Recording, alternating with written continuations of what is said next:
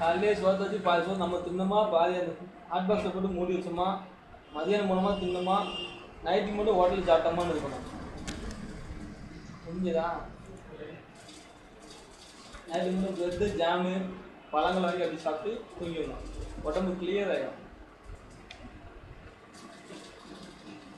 சோறு வச்சு நான் குழம்பு அதுப்பா, அதான் பேசி போட்டுருக்காங்க.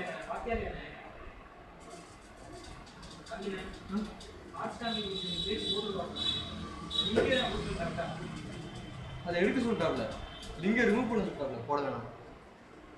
சரியா?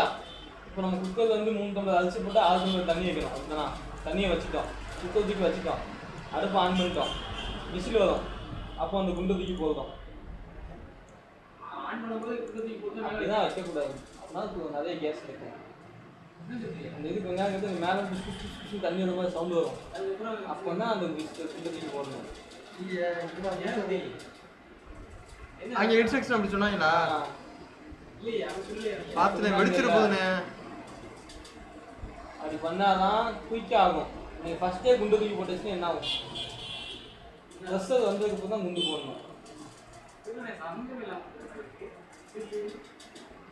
நான் வீட்லேயே பண்ணி பார்த்துருக்கேன். அட்வான்டேஜாக இருக்காது. என்னன்னா இந்த ப்ரெஷர் ஃபோனை பார்த்துருக்கேன், ஆஃப் பண்ணதுக்கப்புறம் சைடில் வச்சுக்கேன். நீங்கள் தூக்கி இருக்கு ப்ரெஷர் இருக்குன்னா ஒரு நீங்கள் உடனே பார்த்துட்டு அது ஒரு அட்வான்டேஜ் தான். வேறு என்ன? ஃபஸ்ட்டே குண்டை போட்டுருணுமா? ஃபஸ்ட்டே போட்டுருக்கேன். ஃபஸ்ட்டே குண்டை போட்டால் சீக்கிரமாக வேகாதுன்னு நினைக்கிறேன்.